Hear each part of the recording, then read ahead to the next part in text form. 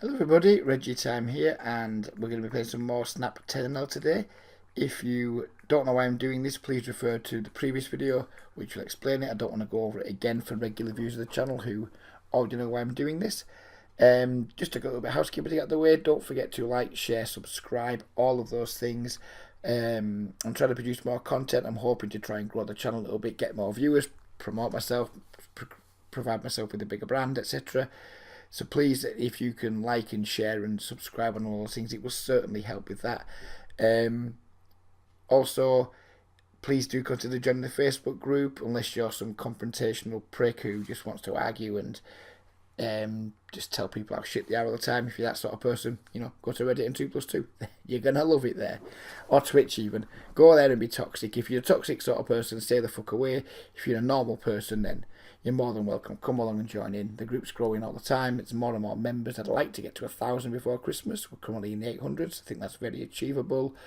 And 1,000 with no knobheads. That'd be tremendous and also achievable. One last tiny bit of housekeeping, then I promise we're going to get started. My contract with my main employer ends on October the 14th, so I'm going to be short of work for between October 14th and middle of November. So if I could fill some of that time with coaching, that's certainly part of my strategy for taking the month off work. Because my contract and my employer, I'm going from contracted hours to a relief contract, and they just demand that you take a month off between them. I think it's to try and dissuade people from doing it. It hasn't worked with me. So yeah, I've been looking to fill up my time in October with some extra coaching work. So if you have been considering trying to taste a session or booking a package of sessions, now is a really good time to do it. You can contact me lots of ways beneath the video: Facebook, email, Skype, Twitter, if that's your thing. All the details are below, all my contact details. Please do reach out and get in touch. We've already played a few hands because we got this 118 big blind stack here. I started recording and then realised my microphone wasn't plugged in because of my bell end. So we lost about 2 or 3 minutes play. But yeah, we're good to go. You haven't really missed much from the last video. I played a small session this morning when there wasn't much going on Sky.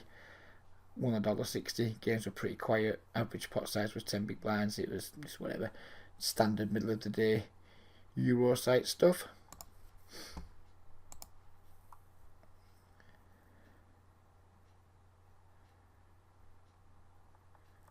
Stabbing here with the 4-6 with some backdoors. We were going to barrel on red cards, on 5s, on 8s, but we didn't need to. Squeeze gets action in one spot here. Really good board for 2 kings here. I mean, if he's somehow flopped deuces full or a 10, then he's going to get all of our stack. We have backdoor spades. We're going to kick it off with a pretty small c-bet. 25% pot looks good to me. That's my default thing on. I'm using 888 caption. I've got my 3-bet pot default set to 25% c-bet. There will be times when I slightly upsize from that against certain players. But against unknown, we're just going to kick it off with that sort of bet size. What do we want to do here? There's 70, 80, near about 80 blinds effective. There's 40 in the pot. We can go really quite small again and just shove river.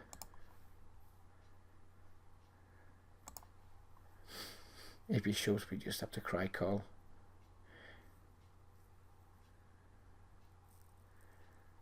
He min raises virtually.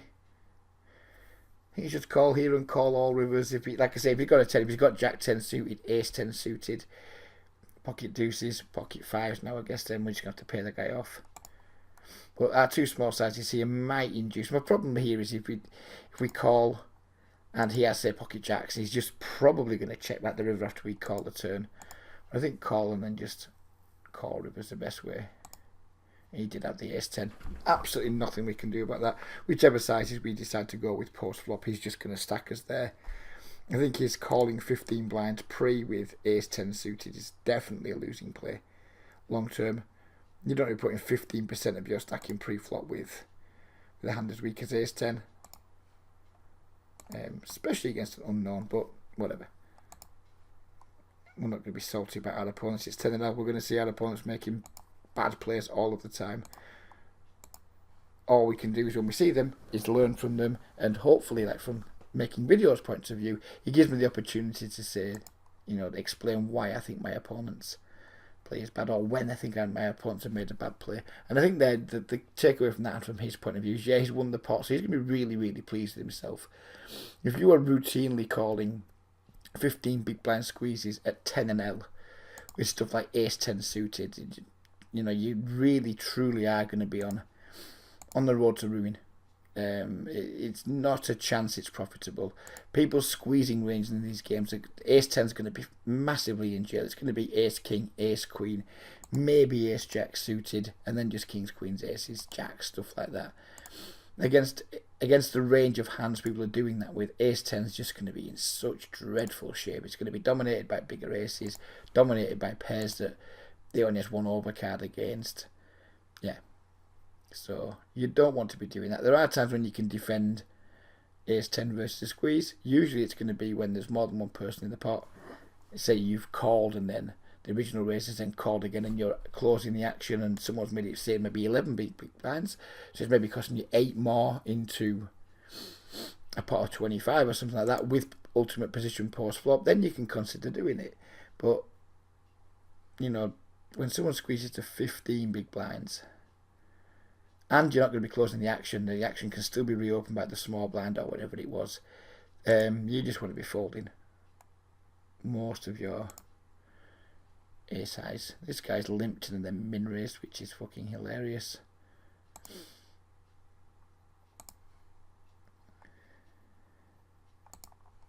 And he checks back. And we check. He's going to pot it now, I think. No, we're going to bet big. We're not going to bluff catch with our queen 9 here. If he was bluffing hearts and he's got there, if he's got a 9, it's very likely he's got us out kicked. Given he raised the flop. I mean, we beat 9-7 now. 9-6. We're just going to fold. Anyway. We're just going to fold it and not give a fuck.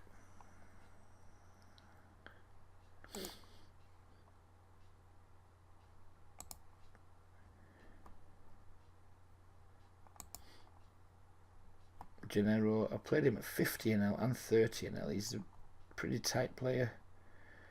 Pretty aggressive though, I think. He's at 18-15, but he 3-bets a lot. You could make a case for like 4-bet bluffing versus a player of this nature, but there's just no real reason to. 3-bet the queens here, and if this nitty guy 4-bets, we're going to be puking. We've been called 4-bet, but I mean that's going to be a really easy call. Called 4-bet all in, assuming this dude doesn't wake up and do something bonkers.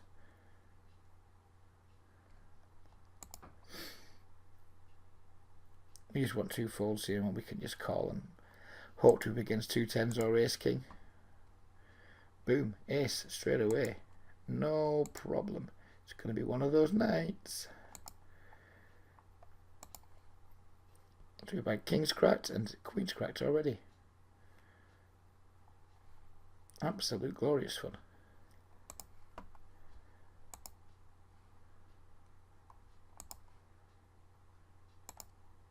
We talked in the last video about how nitty these games are and how most of the regulars are kind of like nitfish, like nits, but pretty fishy, still bad. They're just, people have learned to be tight, so they're nitty, but they're not that good at poker, and that's what you're going to see a lot in these games. Oh, wow, another fucking all-in.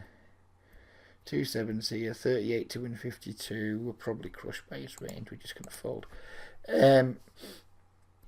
Yeah, so these games aren't tough in terms of you going to get put in lots and lots of tough spots by people. What makes these games hard to beat for lots of players is that most of the time the big pots are just pure coolers. Like your overpair's been cracked like with the ace-10 or queens versus ace-king as we had then, and it can just be like really frustrating, and it can lead to all kinds of like mental game problems and tilt and what have you. Some notes here on this dude. 21-11. 2011's donk out on the dry pot. On the dry flop we just fold our air. There are some players I would raise there, but not a 21-11.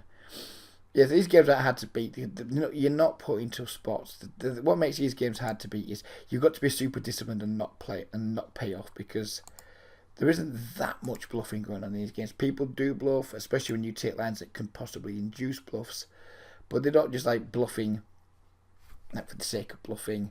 They're not particularly aggressive, these games. So you've got to have good discipline in like not paying off unless you have a bloody good reason not to. And then getting value is the hard bit. It's making a good hand and getting value for it, because most of these people is like fit or fault, fit or fault, fit or fault. And it's hard to like build and win big pots unless you're up against like one of the few like genuine fish that are in the game, or unless you're lucky enough where you have a strong hand and your opponent has just a slightly weaker hand. I don't know, say for example, you've got ace king, someone's got ace queen, and you might get 3 streets in that spot on like ace high boards, or you almost certainly get 3 streets. But I'd say getting value is what makes these games like hard to beat for a big number, for like a big decent win rate. That's where it's got tough. It's just there's not enough bad players in the game that are going to pay you off when you make a strong hand, and that's why you see an awful lot of graphs that just are pretty flat. It's because people are struggling to get value, and they're struggling to just have the discipline to fold in spots where other regulars are going for value. And it's difficult and it's boring, and that's why you don't catch me playing these games too often. They are good for making videos. I make them because I know a lot of you guys play speed poker still, despite most people agreeing these days that there isn't an awful lot of money to be made in speed poker. I think that consensus is becoming more and more common now. It wasn't a few years ago. I've been saying it for 2 or 3 years now that speed poker is not a good place. It's not a lot of money to be made, and without blowing my own trumpet, as usual, I've been like ahead of the curve in terms of like noticing when a game's bad. Lots and lots of regulars are way too slow in catching on to when games go bad. They just come up with all the usual bullshit. You've got to work harder. You've got to make the regs your fish. You've got to do this. You've got to do that. It's usually complete bullshit, and you're not going to make money in many games of poker if you struggle to get value. And if you're playing games like this, you are going to struggle to get value. It's just as simple as that. There's just too many really tight players in these games, and it makes the rake hard to beat. As again, we're not saying these players are good. We're just saying that they're not terrible and they're hard to get value from.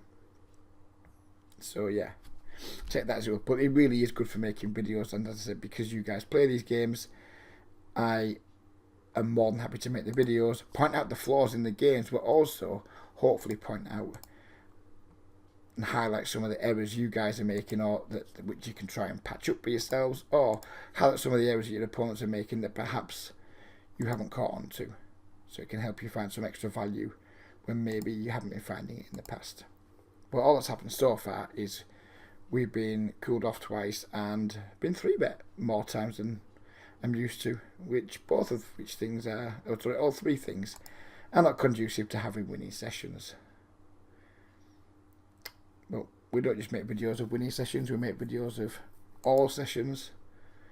Well, not all, but most sessions, and we just put them out. The only time I won't put a video out is if I feel like my commentary's been like really quite dull, or there hasn't been much to talk about, so there's been a lot of like dead air during the videos. Or from time to time, if I sometimes just start waffling and I think, well, no, I just waffle for the last 10 minutes, that's fucking rubbish. But very rarely do I start making a video and then not just click fuck it, share it. I don't have time to fuck around and cherry pick good videos and play for hours and hours and hours of 10 and L until I finally get like a 45-minute window where I run like Jesus and look like I'm the world's greatest player. I ain't got time for that bullshit, so we don't bother doing it. We can overlimp here, or we can try and isolate, or just try and pick it up pre, and I think we'll just go with the big raise.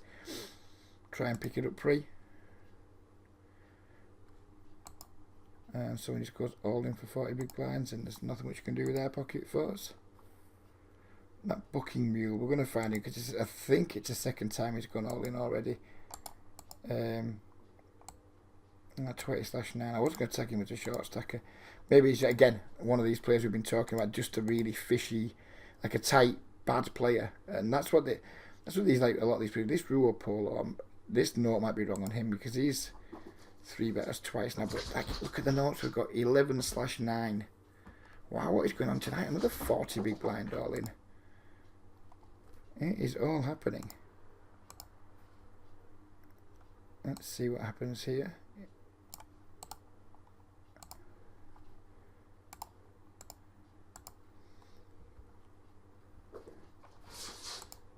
And against the 11/9, there's not much you can do. He did have the ace king, then the 40 big ace big gem, and he gets there. And again, that's exactly what the kind of thing you expect to see there. Just cooler after cooler after cooler. We've opened 3x. Fisher's gone all in on the button for 26 big blinds. All we've done tonight so far is, like I say, fold to 3 bets and get cooled twice. And this is why a lot of you guys will get frustrated. I mean, let me just take a slurp of my pop. I don't mean to sound like cocky, arrogant, however you want to describe it, but it doesn't matter to me in these games that this happens. If this was happening to me at 30-0 or at 50-0, I'd be starting to feel the frustration levels rise, because no one likes getting 3-bet all the time. But, you know, we play poker to raise, see flops, raise, take it down, not raise to get 3-bet constantly. It's one of the things that, even in these games where 3-betting isn't that much of a thing. Fucking hell, cat, dickhead. Cat's going mental. Even though in these games where it's not much of a thing, you can still be like really frustrated when it happens to you. I mean, we've been 3-bet like 4 or 5 times already in this video, over maybe like 80 hands played or something like that. You're just not going to take it personally. You can't let it get the better of you. You're still going to make the folds when it's appropriate to make the folds. You've still got to make the calls when it's the right call to make, even though it's tough. And you still got to sometimes put the 4-bets in when you don't always think, you know it's a good spot to do it, but for whatever reason you don't have the courage to do it. You still got to play well in the face of this type of heat, and just try and remain focused and calm at all times.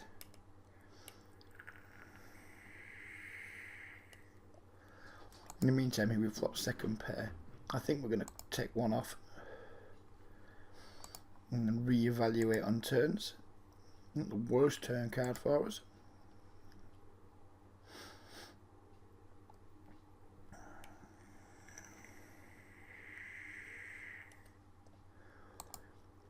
Checks back.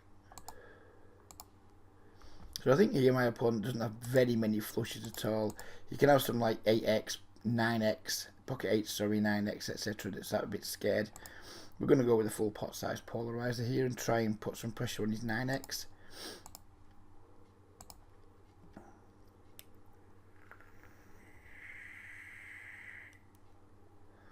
I mean, maybe he was just stabbing the flop and we just had the best hand all along there. That's entirely possible. But I don't think we should want to take B6 to show down there. I'd much rather try and turn it into a bluff, even if it sometimes means we're just like bluffing out a better hand. Because sometimes bluffing out a worse hand. Because sometimes we can check there and just get bluffed off the hand ourselves, which obviously we don't want to do. We're going to squeeze with the King Jack suited.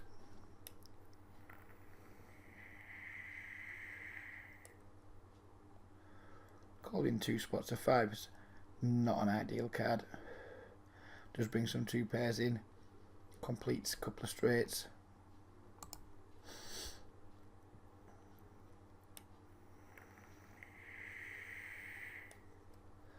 We take it down.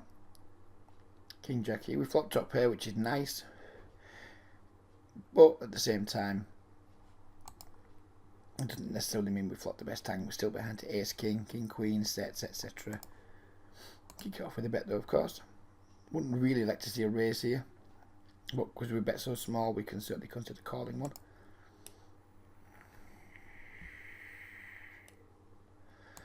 I don't think our hand's too vulnerable at this point. The only card we really don't want to see on the river is an ace. We'll be that comfortable with a spade. We'll check back, and then if he checks the river, go for some value. If he bets, then probably think about calling. Don't think we really have a 3 street hand here, even though we bet this flop incredibly small.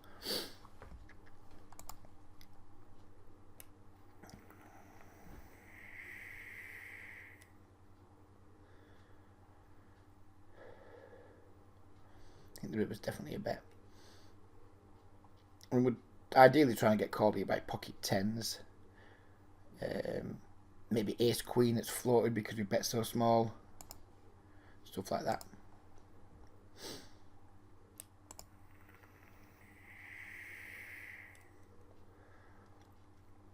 And we do get the call, which is nice. And he did have ace queen, so yeah. Good result.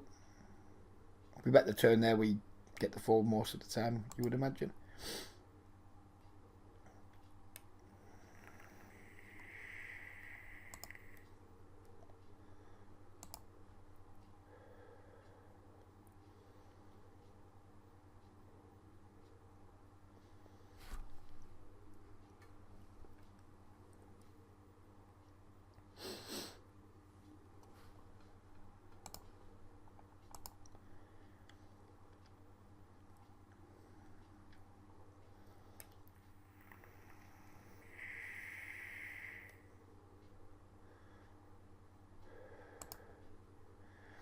Starting to think this Ruo Polo maybe has changed his style since I last played against him. He seems to be a lot more active in this little session than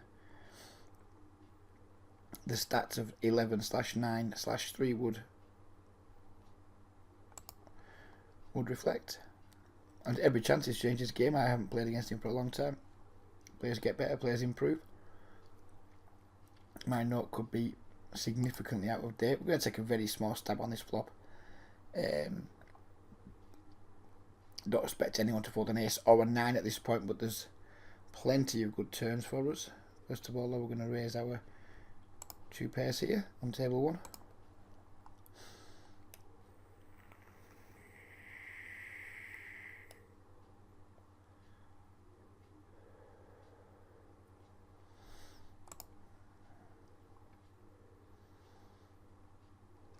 If he raises here, I'm not going to be too confident that he's got a particularly strong hand.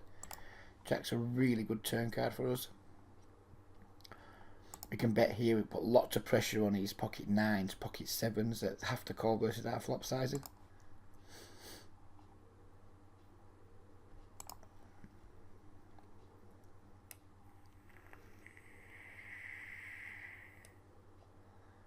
If he raises, we're fucked. And he just slow played something, but he's just going to have it. He's going to fold a ton of the time here.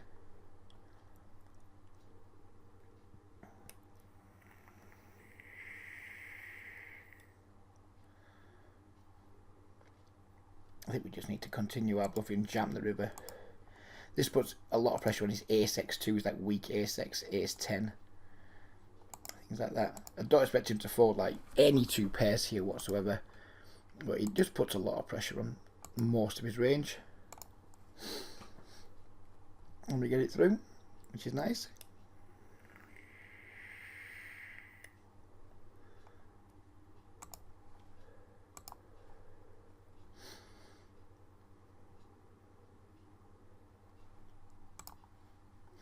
I really like these like small bet sizes that have started to utilise. It allows people to like call with really weak hands on the flop and the turn, and then like shut them out on the river a lot of the time. Because if people like check call 2 small bets twice, the range typically isn't going to be that strong.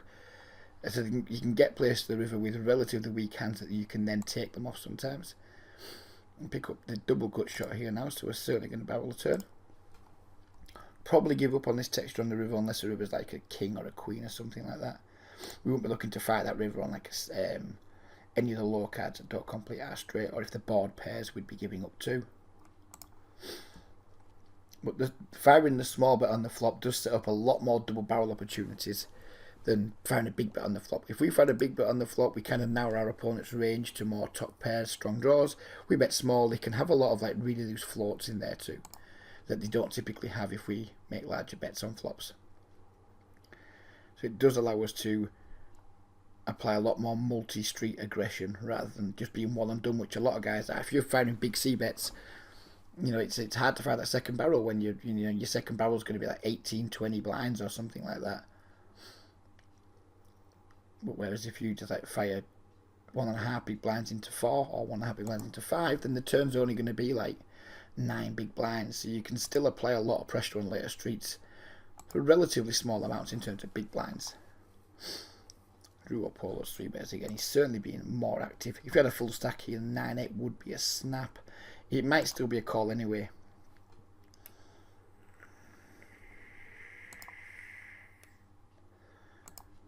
Given that we think he's playing way more loose aggressive than he once did. Look at those stats, 11-9-2. He was a mega 8.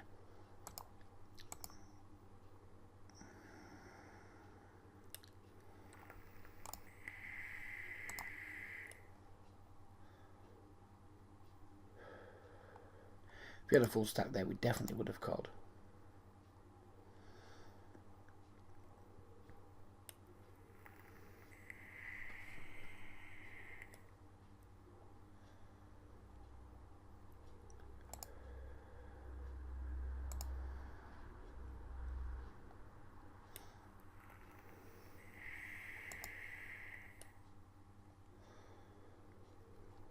This is a flop where we're going to go for more of a one and done, so we're going to go bigger. Because we're not planning on barreling this turn unless we actually improve. So we can go bigger here, put a bit more pressure on his ace highs and things, so he's less inclined to float us with weaker hands. Once he does call and the 3 comes, then we're just done with giving up.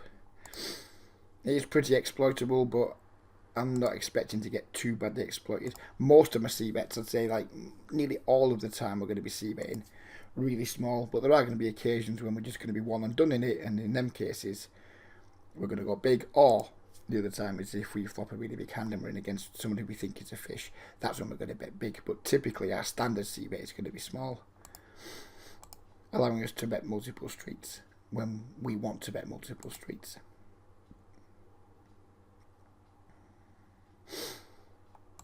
I'm going to up a check raise here on this board texture. We're not going to double barrel versus a fish here. We're just going to give up. Our opponent checks back. King comes on the turn.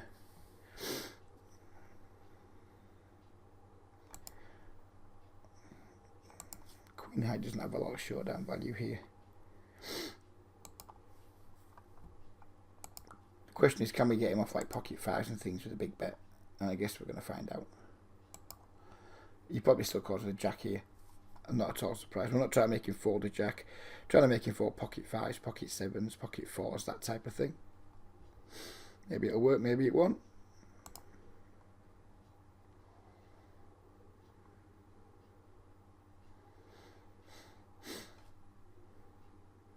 Giving up in the multi-way pot here. Very rare I see bet bluffing multi-way pots. Unless I have a ton of equity. Or some real good backdoor equity. He leads 4 blinds on the turn. I think we call here and just fold rivers. We certainly can't fold for 1 bet. And when we get called in 2 spots, then I mean, we might check down and win here with our king. But if he bets, we're just folding. It's a really easy fold. If he's bluffing, then more power to him.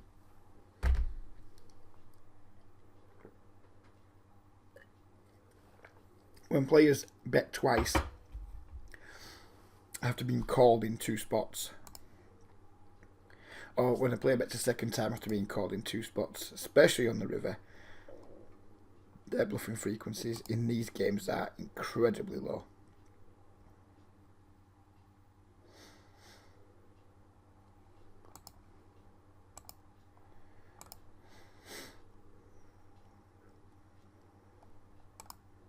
I get 3-bet more times in a 45-minute snap session than I probably do in a 3-hour session on somewhere like Sky Poker 20 or 30, you know.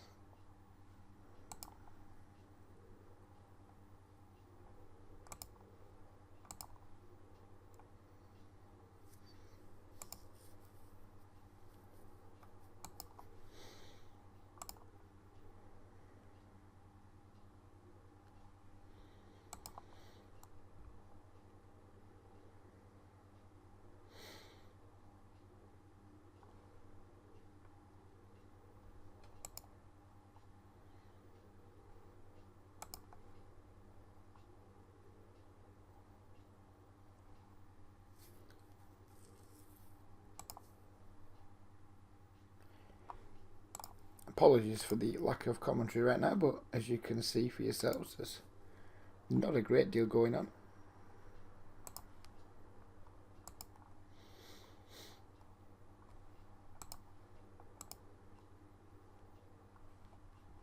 I think it's very apparent that Ruo Polo's changed his style.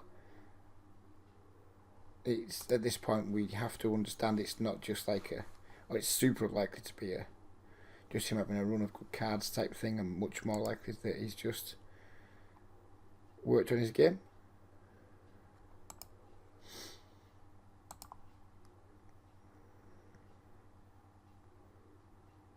Cold with the 12.5x.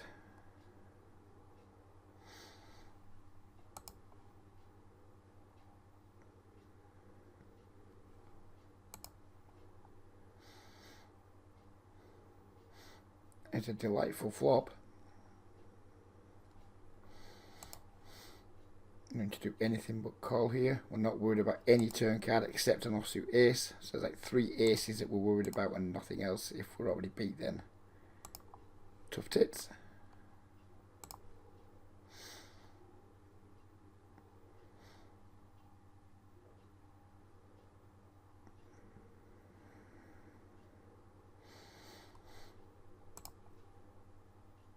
Nothing else to do here. Is it go all in or is it just bet small? I think I like a really small bet actually, and I mean like really small bet.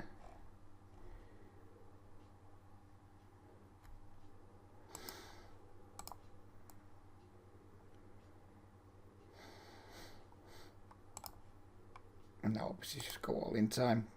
Might just set it up where just over half pot.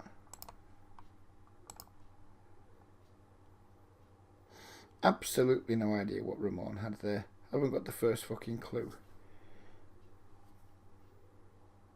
Maybe he just had like a lone diamond, or I don't think he's folding a smaller overpair at that point very often on a non-diamond river.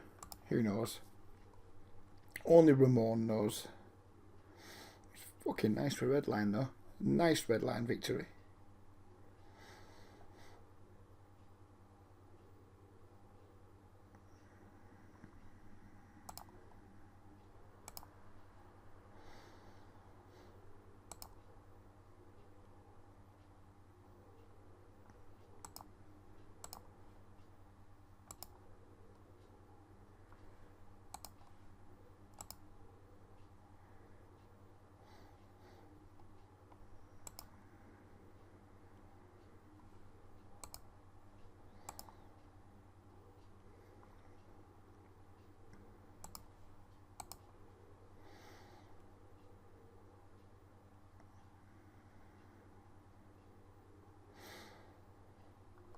This deep, I think we're probably going to defend like 150, 160 blinds deep.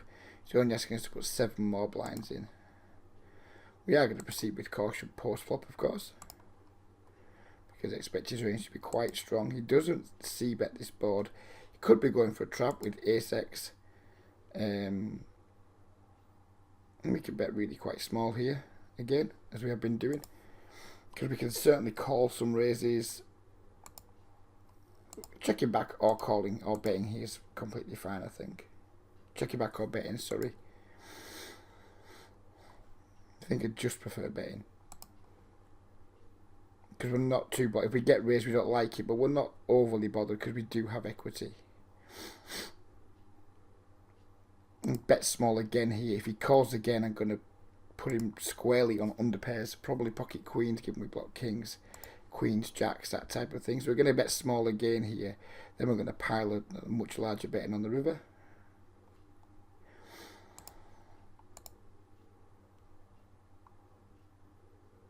Unless, of course, he raises. Then it's fucked. Queen is a pretty shitty card. It's one of the hands that I put him on. But he checks so quick. He checks so damn quick. Maybe he would at least have thought about leading with the queen.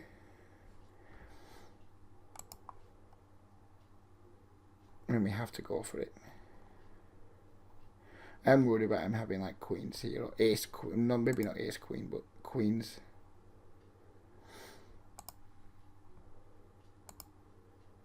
If he goes all in, he's just trapped as good and proper with probably a full house. Again, that just shows the power of the small bets. Just get your opponent to like cap their range, define their range with small bets, and then decide on the river. You know, is this a good bluff spot or not? Or maybe if you've been value betting small, just try and like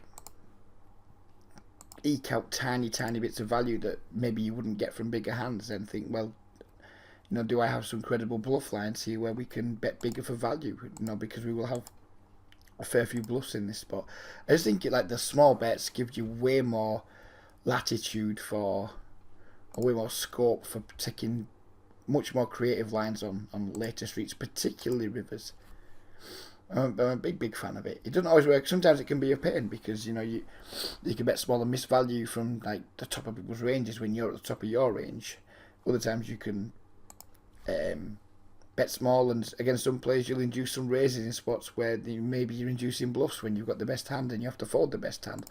But as an overall strategy, small betting, particularly on the flop and then on the turn and river, maybe going small big or big, I think it just gives us way more scope for taking way more lines with way more of our range than using more traditional sizings on the early streets. I'm a big fan of either the small bet or the big bet these days. Very rare you'll catch me using like anything 45 to like 75% pot. It's either going to be really small bets or really big bets. I think it's certainly helping me play better, or feeling like I'm playing better at least.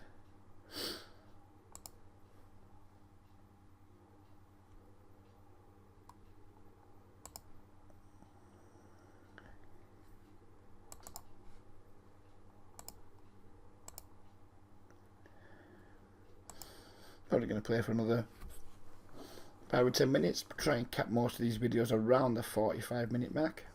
If you're still at this point and you're liking what you're seeing, you're liking what you're hearing, and you're on the fence as to whether to get sessions with me, then I'm going to try and just give you a little nudge towards, fuck it, let's try a session with Reggie. How bad can it be? Worst case scenario, I spend $30 and I think that was a load of shit. Best case scenario, you spend $30, you find significant improvements, and it sets you on the road to having more success with your poker. The worst thing that can happen is you spend $30 on something that you don't get much from. And how many times have we done that in our lives? You know, I spent $30 on pizza sometimes that I just thought at the end of it, that was a bit shit. It happens, you know. What I do isn't going to be for everybody, but for most people who watch my videos, except the guys who watch it, like the Dunder who plays 100L but watches anyway, then for most people who watch my videos, there's going to be something in working with me for most of you guys, I would imagine.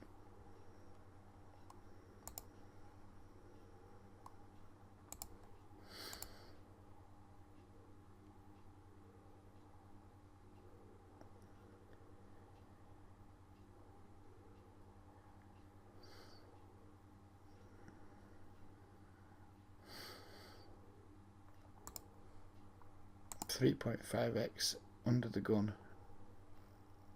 That's stack size. Squeeze or call? I think we're going to go with the call.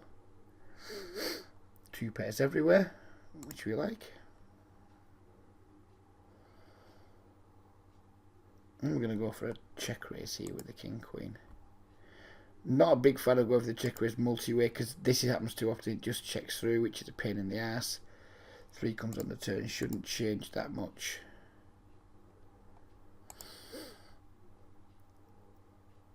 I do this all the time. I'm like multi-way pot, strong hand, and I think to myself, go for the check raise, Reggie, and it just checks through so fucking frequently. I'm gonna go with another big bet here. Fold to a raise. We can't fold to a raise, can we, be that committed? We're going to lose to like aces and flop monsters.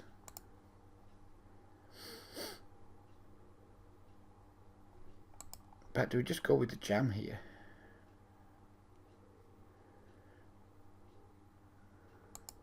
Or can we check and allow him to bluff 10 jack, spades? How we go with the check, I think.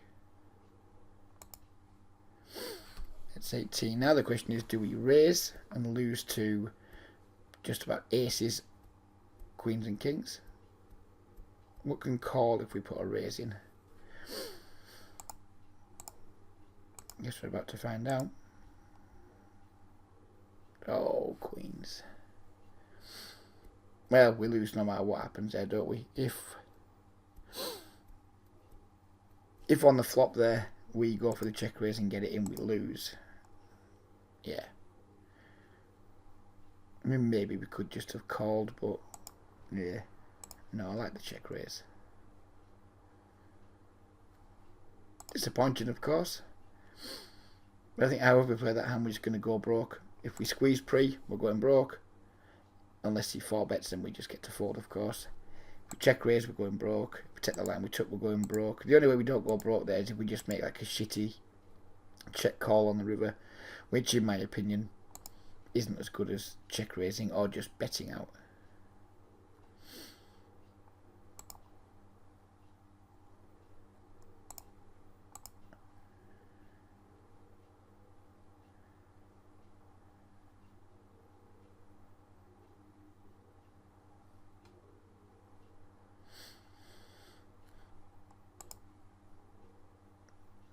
Pretty reasonable flop with the ace jack, backdoor flush draw, top pair, top kicker.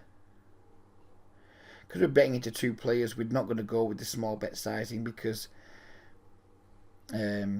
just the fact we're betting into two players significantly strengthens our range. So therefore, if we're going to have a range that's primarily just going to be super strong, then there's no reason to be betting small. The reason we're betting small often is because we want to bet a lot of our air and our weak hands. So we want to bet more of our range. In a spot like this, we're just not going to have very many bluffs whatsoever. We're going to be mostly value. So therefore, we're just going to go bigger. We're going to finally take a stand against Ruo Polo.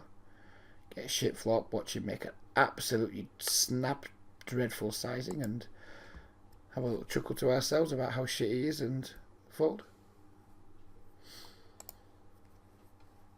And that's the speed of that bet, and the size of it was just like, what the fuck are you doing, sir? It makes me think he hasn't put that much work into his game if he's snap betting that big in that spot off that stack size. All seems a bit shit to me.